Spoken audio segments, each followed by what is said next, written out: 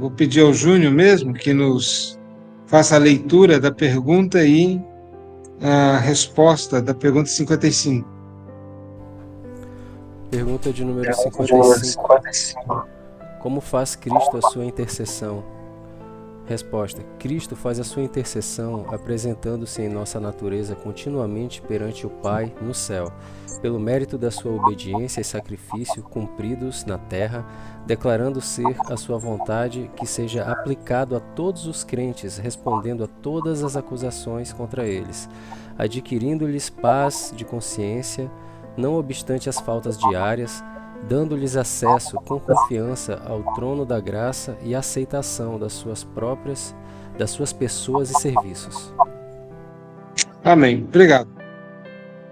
Eu gostaria já de iniciar, vendo aí o discernimento dos irmãos, fazer algumas perguntas.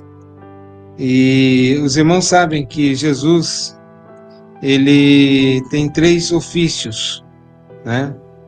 E eu gostaria de saber, antes mesmo de falar os ofícios de Cristo, em qual dos 3 ofícios de Cristo pertence a obra da intercessão. Então, eu vou colocar aqui. São 3 ofícios. Profeta, um que o Mateus já mencionou, sacerdote e rei. Em qual deles pertence a obra da intercessão? Sobre isso.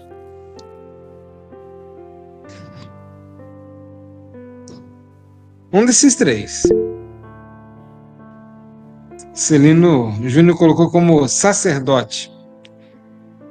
E, de fato, irmãos, como rei, ele é o senhor da igreja. Ele é aquele que tem domínio sobre todas as coisas. Então, pense num rei que tem o direito e a autoridade para, inclusive, fazer leis, julgar. Dentro desse ofício de Cristo como rei, tem autoridade sobre todos, faz a lei e julga segundo a lei, porque ele não há aquela divisão como nós conhecemos no nosso sistema de governo, que ela é repartido em 3 partes, né? Judiciário, executivo e legislativos. Como rei, ele é os 3 em si mesmo. Como profeta, ele é aquele que fala da parte de Deus. Então, ele está falando, o profeta, ele do Antigo Testamento, do Novo, é aquele que diz, assim diz o Senhor. Então, todo o ensino de Jesus, tudo que ele falou, foi no exercício do seu ofício profético. Inclusive, tem profecias, lembrando que profecia não quer dizer necessariamente preditiva. Tudo que fala da parte de Deus é profecia. Todo o ensino de Jesus, ele diz, da forma como eu ouço do Pai, assim eu falo. Então, ele está falando na condição de profeta. E o sacerdote era aquele que fazia expiação de pecados, fazia os sacrifícios e fazia intercessão pelo povo. No dia do Yom Kippur, que era o dia do perdão nacional, era um dia do ano, o sacerdote fazia sacrifícios, primeiramente por si mesmo, e depois ele fazia sacrifícios pelo povo e apresentava diante de Deus lá no Santo dos Santos. Então, era uma vez por ano que ele se apresentava no Santo dos Santos. Fazendo o quê? A intercessão pelo povo. Pedindo, suplicando perdão e apresentando diante de Deus o sangue da propiciação, o sangue que encobria o pecado do povo. Pois bem, então, devemos lembrar que aqui estamos falando de Cristo como intercessor. Então, ele como intercedor, está intercedendo por nós, ele está na sua obra, no seu ofício de sacerdote. Então, eu gostaria de convidar a abrir a Bíblia em Hebreus capítulo 7, verso 24 e 25. E quem achar pode ler. Hebreus capítulo 7, versos 24 e 25. Este, no entanto, porque continua para sempre, tem o seu sacerdócio imutável. Por isso também pode salvar totalmente os que por ele se chegam a Deus, vivendo sempre para interceder por eles. Então, tá. Então demonstra aqui, né, nesse texto, que ele faz intercessão por nós. Mas ele vai dizer lá no verso 24, este, no entanto, porque continua para sempre, tem o seu sacerdócio imutável. É por isso que ele, diferentemente dos sacerdócios, e está fazendo essa distinção entre os sacerdotes da antiga aliança, eram homens pecadores, precisavam fazer sacrifícios por si mesmo e depois pelo povo, para depois fazer a intercessão pelo povo. E faziam sempre, todo ano tinha que fazer e sempre faziam. Jesus não, ele fez uma vez por todas, portanto imutável, de uma forma definitiva, uma vez por todas. Então ele não está fazendo sacrifícios por nós, ele já fez uma vez por todas e ele é o sacerdote e ele mesmo é também o Cordeiro de Deus que tira o pecado do mundo. E aí eu pergunto para os irmãos, naquilo que os irmãos têm lido nas suas Bíblias, qual é o livro da Bíblia que mais trata do sacerdócio de Cristo? Pois bem, não é no Antigo Testamento, não são os profetas, mas é no Novo Testamento e é no livro de Hebreus mesmo. É o livro que mais fala sobre o sacerdócio de Cristo. Se os irmãos forem pegar os textos, não somente no capítulo 7, mas outros textos vão falar sobre esse sacrifício, sobre o sacerdócio, sobre a intercessão de Cristo. Então, Hebreus é o que mais trata do sacerdócio de Cristo, falando de Cristo mesmo, diretamente, não como que por enigma, né, ou numa linguagem profética. E ele, na sua intercessão, Cristo como sacerdote, ele fez uma oração sacerdotal. Os irmãos sabem em qual capítulo da Bíblia, em qual livro e qual capítulo da Bíblia Jesus ele faz uma oração sacerdotal? Eu acho que no Novo Testamento. É no Novo Testamento. Eu acho que eu tô confundindo com a oração do Pai Nosso, pastor. Não seria a mesma coisa, certo? Não, Não. de fato, não é a mesma coisa. Cristo ele vai fazer uma oração sacerdotal. É muito bonito, inclusive, ele vai dizer, num determinado momento, que ele não intercede por todo mundo, mas está intercedendo pelos seus. É uma intercessão direcionada aos crentes. E se encontra em João capítulo 17. É um bom isto. É João 17.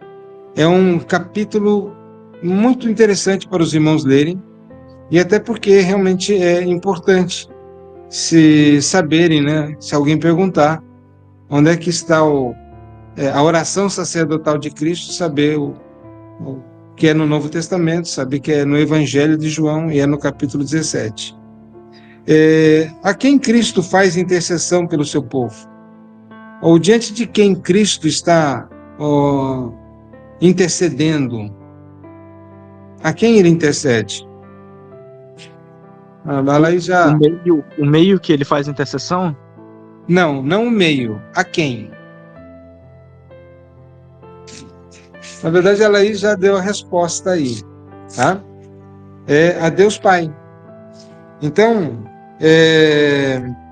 já vou ler o início aqui de João 17, que diz: tendo Jesus falado essas coisas, levantou os olhos aos céus e disse: Pai. Então, aqui ele começa a sua oração de intercessão. É por eles que eu rogo, não rogo pelo mundo, mas por aqueles que me deste, porque são teus. Ele vai falar também sobre santidade. Eles não são do mundo, também eu não sou. Santifica-os na verdade, a tua palavra é a verdade. João 17:17. Então ele está intercedendo ao Pai pelo seu povo, pelos seus, podemos assim dizer, co-irmãos, né? Que nós nos tornamos co-herdeiros e irmãos de Cristo. Então, ele está intercedendo por nós diante de Deus Pai. Com que base, eu acho que aí já vou colocar, com que base Cristo faz intercessão pelo seu povo? Porque o que autoriza Cristo a fazer intercessão por nós, pelo seu povo? O que os irmãos acham? A resposta da pergunta nos diz lá que pelos seus méritos, pelos méritos da sua obediência e os méritos do seu sacrifício. É por isso que ele pode fazer intercessão por nós. Porque Cristo, ele veio, obedeceu perfeitamente a Deus, o Pai, e a sua obediência foi até a morte de cruz. Então, está envolvido a obediência dele, na verdade, está envolvido também o seu sacrifício. Ele foi morto em decorrência da sua obediência à vontade de Deus. Deus, em Isaías, nos diz que Deus agradou moê-lo. Já ouviram esse versículo? Deus agradou moê-lo. Como assim Deus agradou moer seu filho Jesus? Então, como assim que Deus agradou moê-lo? É algo interessante lá em Isaías. Deus teve prazer em ver seu filho sofrendo e morrendo lá na cruz. Isaías 53 fala sobre o servo sofredor. Ele levou sobre si as nossas dores. O castigo que nos traz a paz estava sobre ele. E pelas suas pisaduras nós fomos sarados. Então, e diz lá, e Deus agradou moê-lo. Na verdade, é porque Cristo foi a oferta agradável a Deus, assim como no Antigo Testamento Deus dizia como tinha que ser o sacrifício, e dizia, eu não estou me agradando desse tipo de sacrifício. Às vezes, dava um animal doente, enfermo, velho, e Deus disse, oferece isso para o teu governador, vê se ele vai aceitar, como nos diz lá em Malaquias. E ele vai dizer, então, olha, como que era a oferta que seria agradável a Deus. E aí ele está dizendo, Cristo é a oferta que agradou a Deus, 100%, porque ele era perfeito, nunca tinha pecado, e mais, voluntariamente ele obedeceu a Deus e deu a sua vida por nós, pecadores. Então, pelos méritos de Cristo, ele pode chegar, porque ele cumpriu o acordo, ele cumpriu a parte dele. Houve uma aliança entre Deus, o Pai, e o seu Filho Jesus, que nos termos da aliança é que, se Cristo fosse fiel, e ao ponto de, em sua obediência, chegar até a morte de cruz, ele daria muitos como parte. Ou seja, Deus daria todos aqueles por quem Cristo estaria morrendo. E de fato isso aconteceu. Então, percebam, pelos méritos de Cristo e não nossos méritos, Deus não faz uma aliança diretamente conosco, mas ele fez com Cristo. Então, a base da intercessão de Cristo é a sua obediência e o seu sacrifício. Obediência perfeita que levou até a morte. A quem se aplica o mérito da obediência e sacrifício de Cristo? A quem é aplicado o mérito da sua obediência e do seu sacrifício? Poderia me responder? A quem se aplica o sacrifício de Jesus Cristo? A quem foi aplicado? Para os salvos? Exato. para... Pastor, como diz no versículo 9 de João 17, é por eles que eu rogo, não rogo pelo mundo, mas por aqueles que me deste, porque são teus. Exatamente, a todos os crentes.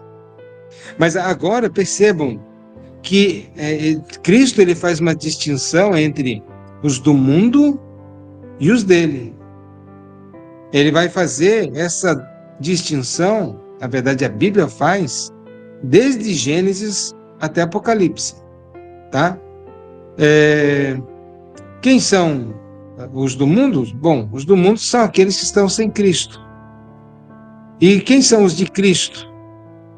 Não são aqueles que tomaram a decisão de aceitar a Cristo, mas são todos aqueles que o Pai elegeu desde antes da fundação do mundo, e exatamente esses são aqueles por quem Cristo morreu e que agora faz a intercessão por estes, e são exatamente estes que o Espírito Santo convence do pecado, da justiça e do juízo, conduzindo-os à salvação. Então, a todos os crentes ele está fazendo a intercessão. A diferença da intercessão de Cristo para a nossa intercessão enquanto igreja é que na nossa intercessão, às vezes nós oramos por alguém e às vezes essa pessoa morre e não se converteu. E quanto nós oramos? Quanto nós pedimos a graça de Deus? Quanto nós choramos, lamentamos, derramamos nossa alma, ou às vezes noites insônias orando? Quantas mães e aí recebe a notícia, né, de que seu filho morreu, ou sua filha, ou alguém, e não morreu sem a luz do Evangelho. Mas a nossa intercessão não quer dizer que, porque eu orei, Deus tem que me atender. Mas Deus sabe todos aqueles por quem Cristo morreu e que hão de ser salvos. Mas a intercessão de Cristo é diferente, porque ela é uma intercessão eficaz. Todos aqueles por quem Cristo intercede, essa intercessão é eficaz. Ele não tenta interceder, ele intercede efetivamente. Intercessão é se colocar rogar a alguém em favor de outrem. E Cristo, então, não tenta fazer isso, ele faz definitivamente. Tá? E a pergunta que eu faço é: quem a Bíblia apresenta como o acusador dos filhos de Deus? Pastor, eu acredito que seja o próprio Satanás. Sim, Acusador. Exatamente. Lembrando que significa acusador dos irmãos. Diabo é acusador, né? Então, esse é o sentido da palavra, e é isso que ele sabe fazer o melhor possível. Então, ele é acusador, porque ele vive acusando. E então, Satanás, isso nós poderíamos ver desde o livro de Jó, quando ele se apresenta diante de Deus e diz lá: por acaso sem nenhuma razão que ele te serve? O Senhor concedeu a ele saúde, uma família bacana, o Senhor concedeu a ele prosperidade. Toca nessas coisas, vamos ver se ele vai continuar sendo fiel a ti. Então, perceba, ele é acusador, ele vive acusando. E acusa de que, enfim, para tentar, testar. E depois que Jó não pecou, quando aconteceram coisas terríveis com ele, mas diz: mas também é porque ele não foi tocado no corpo dele. Duvido que, se ele fosse atingido, ele não iria blasfemar. E novamente nós vemos lá que ele aceita com louvor a tudo aquilo que Deus estava submetendo a ele. Mas a questão é que o diabo, ele sempre foi e sempre será o acusador ele é o maligno mesmo.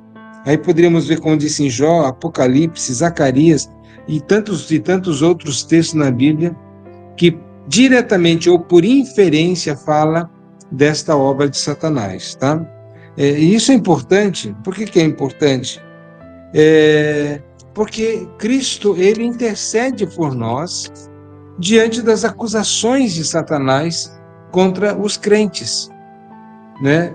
Mostrando que, embora o povo de Deus seja pecador e indigno, né, o próprio Cristo sofreu devido ao pecado. E talvez uma das expressões da acusação de Satanás e da ação de Cristo, talvez visibilizado assim no testemunho de Martinho Lutero, quando Satanás ele começa a acusar Martinho Lutero de toda a sua indignidade. Por causa de você aconteceu isso, isso, isso. Você é assim, assim, assim. Você é indigno. E a pergunta é: quantas vezes o diabo não tenta e não nos acusa? Por exemplo, quem aqui nunca pecou? E quem aqui nunca se sentiu acusado? Perceba, é mais do que sentir triste porque cometeu pecado, mas acusado por Satanás. E certamente isso ele faz. Mas quando Martinho Lutero foi acusado por Satanás de todos os seus pecados e mostrando e fazendo a lista, Martinho Lutero, pelo menos na sua biografia, né, ele tinha muito essa questão de experiências meio que místicas, e ele se volta, né, para Satanás e diz: tudo isso é verdade, mas o sangue de Jesus Cristo me lava e me purifica de todo pecado. Então, ele é um acusador. Ele nos acusa continuamente na nossa consciência, né? Mas é como se Cristo mesmo também dissesse: meu sangue foi derramado para remover aquele pecado e todos os pecados. Vemos lá em 1 João 1, verso 9: se confessarmos os nossos pecados, ele é fiel e justo para nos perdoar os pecados e nos purificar de toda injustiça. Então, apesar, e aí ter a consciência tranquila, não ficar levando o pecado, né? Eu confessei meu pecado, mas continuo levando ali a angústia de ter pecado, né? A acusação. Não, eu confessei, eu deixei lá nas mãos de Cristo. Eu não pego mais nisso. Então, ter a certeza do sacrifício de Cristo. E nesse sentido, podemos também ter uma real paz de consciência, e apesar das nossas faltas diárias, tá? Então, na vida do crente, o que tende a nos inquietar na nossa consciência são as nossas faltas diárias, nossos pecados, que são manifestos nas nossas ações, no nosso comportamento, nas nossas palavras e até nos nossos pensamentos. Quanto mais sensibilidade nós temos ao pecado, é porque nós estamos mais próximos de Deus.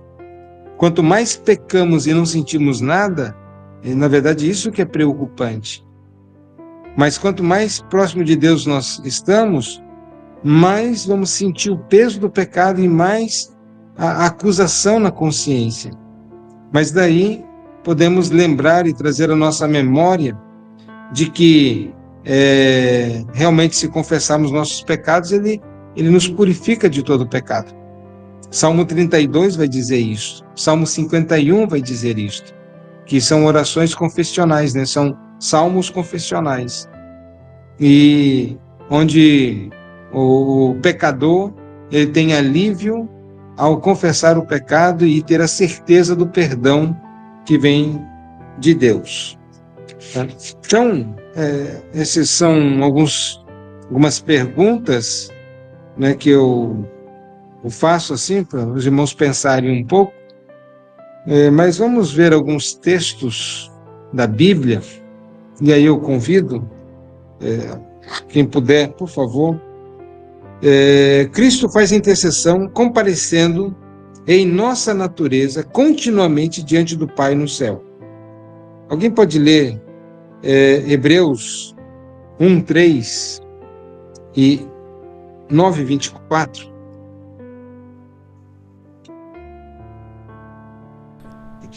Hebreus 1:3.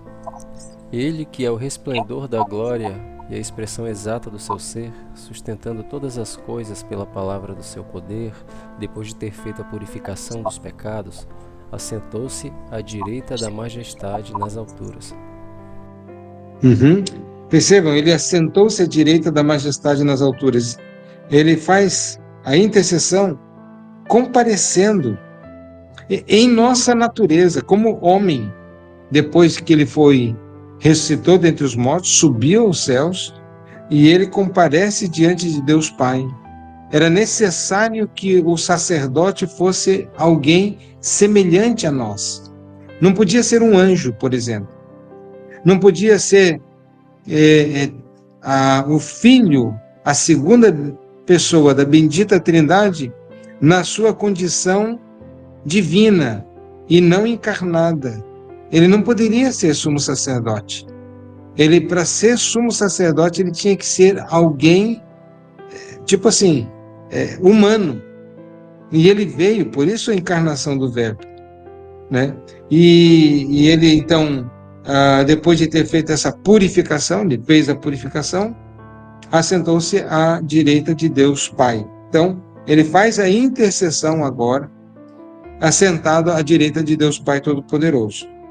Hebreus 9:24.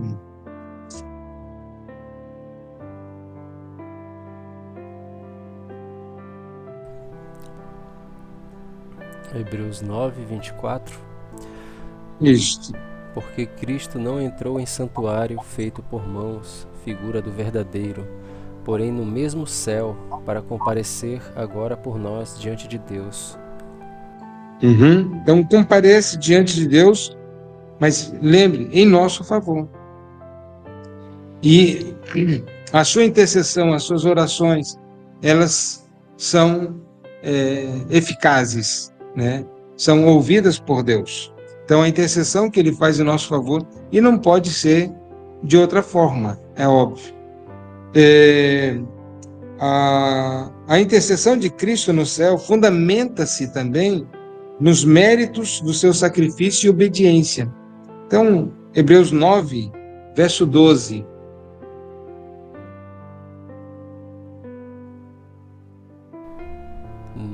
Não por meio de sangue de bodes e de bezerros, mas pelo seu próprio sangue, entrou no Santo dos Santos, uma vez por todas, tendo obtida eterna redenção.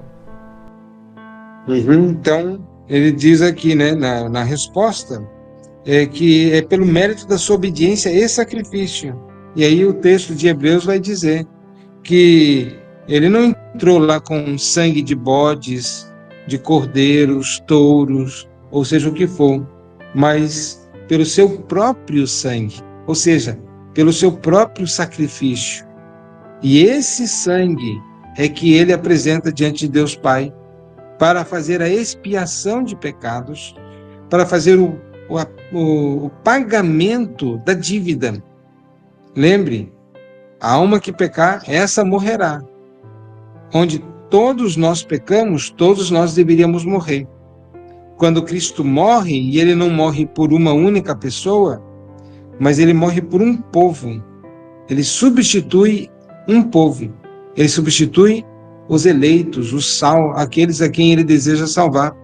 Tanto tempo passado, presente e ainda os que hão de vir. Então, ele, pelo seu sangue. Perceba, então, que a intercessão de Cristo fundamenta-se no seu sacrifício, no seu auto-sacrifício. E qual é a vontade de Cristo em que seus méritos, sua obediência sejam aplicados, né, a todos os crentes? Esse é o desejo de Cristo, que a todos os crentes, a todos os eleitos, a todos aqueles que Deus já tem ordenado para isso, que o seu mérito, o seu sacrifício e obediência sejam aplicados a todos. Então, João 3,16, alguém pode ler? João, capítulo 3, verso 16. Porque Deus amou ao mundo de tal maneira que deu o seu Filho unigênito, para que todo o que nele crê não pereça, mas tenha vida eterna. Isto. É um versículo que toda criança cristã aprende, né, na escola dominical, em casa, tão significativo, né? Deus amou o mundo de tal maneira. Que deu, lembrando, irmãos, a palavra mundo, ela tem vários sentidos, tá? Mundo pode ser o cosmos todo. Mundo pode ser, como nós usamos às vezes, essa expressão, todo mundo veio para a igreja. O que nós queremos dizer? Que veio o mundo todo? Certamente não. Mas estamos dizendo que o todo de uma parte veio para a igreja. O todo dos cristãos. Mas é uma parte do mundo, não é o todo, no sentido absoluto. Então nós poderíamos colocar aqui mundo, né, como dentro do contexto ali de João, ele vai falar, lembra, é o próprio João que vai dizer, eu não intercedo pelas pessoas do mundo, mas por aqueles que tu me deste. A intercessão dele e o amor aqui, Deus amou o mundo aqui, não é o mundo que Jesus diz lá em João 17, eu não estou intercedendo pelo mundo, mas ele está dizendo pelo o mundo dos eleitos, aqueles que foram escolhidos por Deus. Para que os irmãos percebam que mais adiante ele vai dizer lá, quem crê será salvo. Quem não crê já está condenado. E lembrando que o ato da fé salvadora, ela é algo que Deus aplica no coração da pessoa. Não é uma coisa que nós temos em nós mesmos. A fé vem pelo ouvir e ouvir a palavra de Cristo. Somos salvos mediante a fé. Pela graça sois salvos mediante a fé. Isto não vem de vós, é dom de Deus. Até a fé é dom de Deus. E aí ele vai dizer, quem crê, quem que vai crer? Aqueles a quem Deus der a graça de crer. Não é uma coisa assim, qualquer um pode crer. Até porque qualquer um não pode crer. Ele não está em condições. Porque não há quem busque a Deus. Não há um sequer. Todos se extraviaram.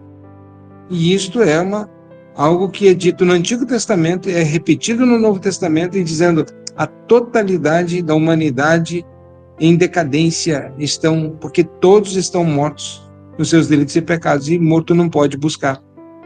Então Deus, ele vai dar a fé, gera a fé salvadora e dá a vida. Então, primeiro, essa questão, é a vontade de Cristo que os méritos da sua obediência e sacrifício sejam aplicados, mesmo nesse texto, a todos os crentes.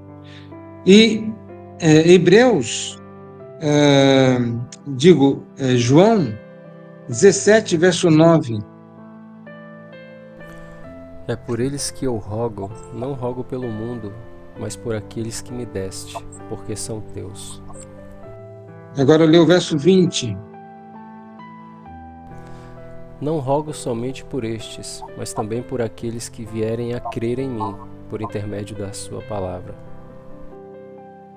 Ele está falando já no avanço da igreja, nessa oração sacerdotal de Cristo, lembrando, era uma oração oficial, solene, onde ele está orando pelo seu povo, mas ele não está orando somente por aqueles que estavam lá, naquele tempo imediato, mas ele está já orando pela igreja toda, de todos os tempos, até a sua vinda.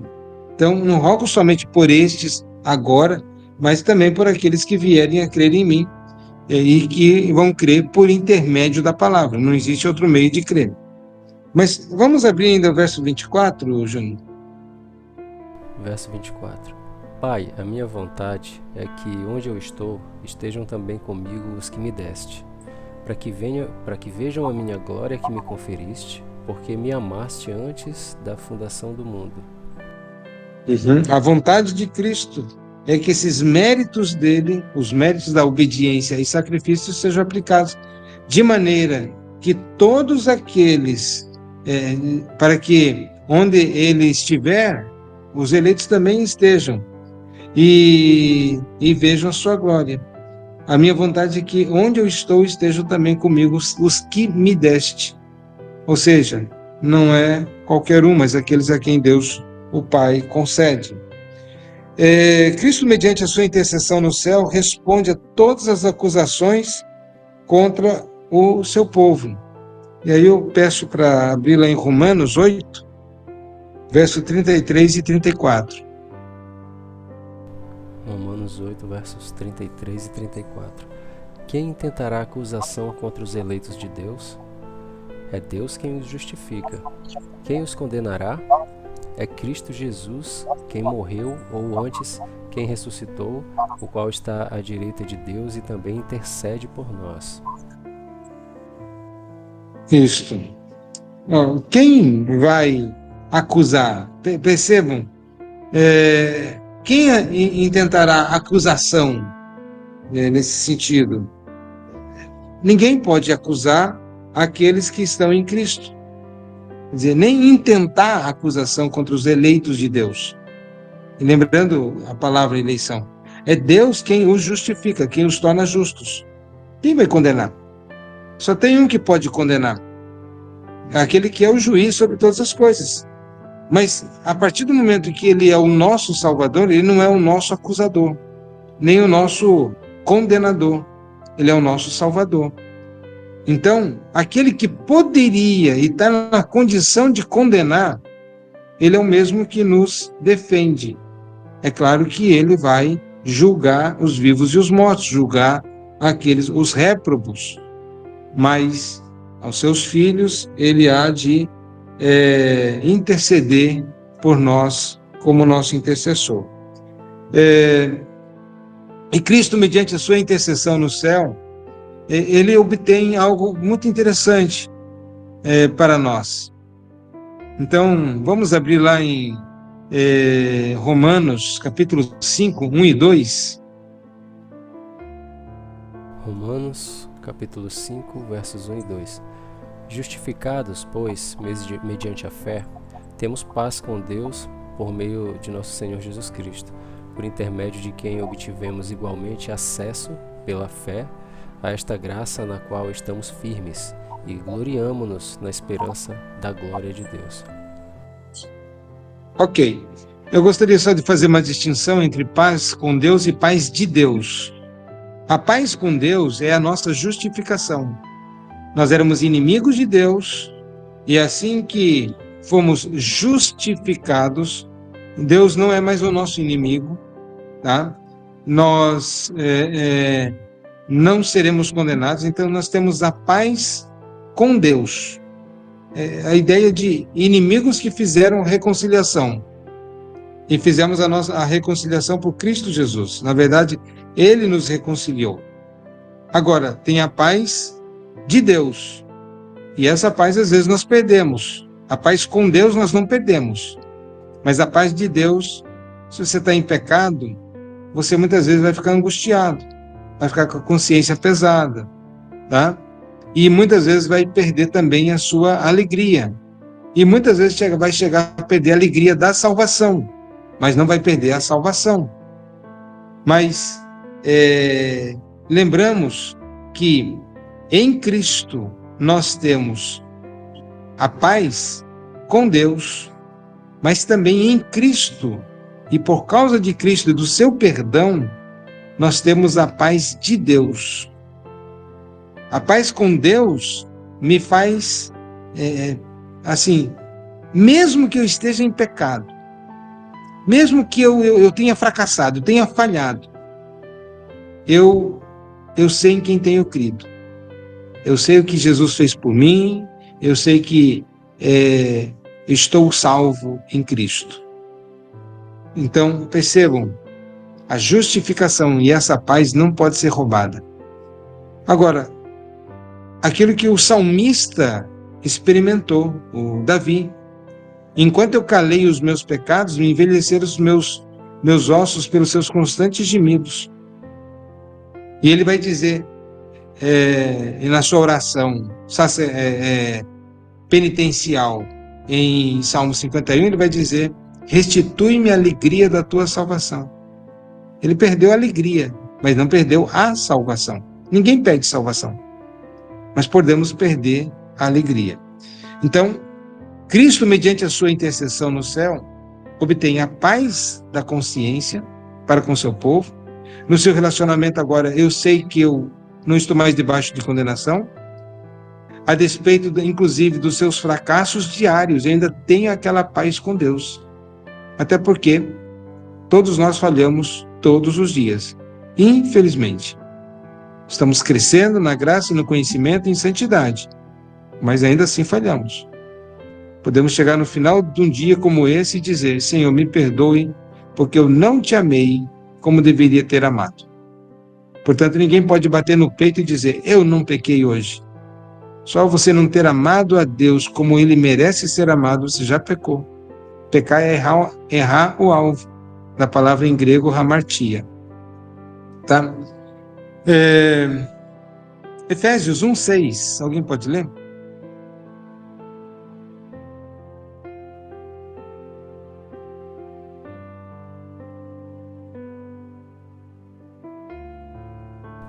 Efésios 1:6. Para louvor da glória de sua graça, que Ele nos concedeu gratuitamente no amado. Propósito, é claro que é o louvor da glória de sua graça, o favor imerecido, que Ele nos concedeu, que Deus tem nos concedido gratuitamente em Cristo Jesus. Então, em Cristo, somos aceitos na presença de Deus, Deus é exaltado na sua bondade, no seu amor eletivo, na salvação em Cristo, Deus é exaltado, porque nós diríamos, nós não merecíamos a salvação, bendito seja o nome do Senhor que tem sido bondoso para conosco. Então, Cristo obtém para o seu povo a aceitação das suas pessoas. Nós somos aceitos na presença de Deus. 1 Pedro 2:5, estamos chegando ao final. 1 Pedro 2, verso 5.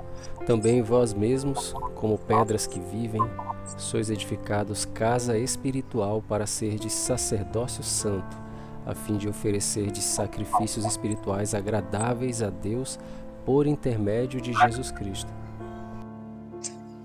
Eu não sei se perceberam, toda obra que o homem fizer, a melhor obra, é trapo de imundícia aos olhos de Deus. Então, a nossa justiça, ela nunca será aceita diante de Deus para qualquer coisa. Tipo assim, Senhor, eu tenho ajudado muitas pessoas, ou de alguma forma receber alguma justificação. Essas obras, geralmente são feitas com motivações erradas. Tem gente que ajuda outros para ser visto pelos homens, para receber a glória humana, para receber algum tipo de recompensa, para receber algum tipo de louvor dos homens. Tem gente que ora querendo ser visto pelos homens, né? Então, pessoas inconversas, todas essas obras que parecem ser meritórias, parecem ter méritos, parecem ser boas em si mesmos, elas não são aceitas diante de Deus. Porque o que a gente pode fazer para Deus dizer assim, puxa, estou emocionado com vocês, viu? Que coisa maravilhosa vocês estão fazendo. O que nós poderíamos fazer? quando a mão do pecador está manchado de pecado, tudo que ele toca, ele suja. Até as coisas boas, ele suja. E o pecador inconverso, ele vai orar, ele profana. Ou o pecador inconverso, ele vai querer fazer o bem, ele macula o próprio ato da bondade com egoísmo. Então, toda obra humana não é aceita na presença de Deus de forma alguma. Mas aí nós vemos esse texto maravilhoso, que diz o seguinte: quanto a nós, aos cristãos, que nós somos como pedras que vivem, sois edificados casa espiritual, para ser de sacerdócio santo, a fim de oferecer sacrifícios espirituais agradáveis a Deus, mas percebam, por intermédio de Jesus Cristo. Nossas obras são aceitas por causa de Cristo. Então, por causa da intercessão, da mediação de Cristo. Então, nosso serviço se torna aceito.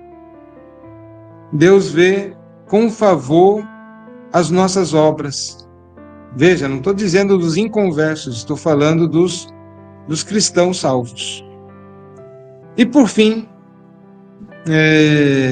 mostrando que Jesus intercede continuamente em favor do seu povo, eu acho que a gente já até leu esse versículo, já lemos sim, que ele vai mostrar lá em 7:25 de Hebreus, que ele continuamente está intercedendo por nós.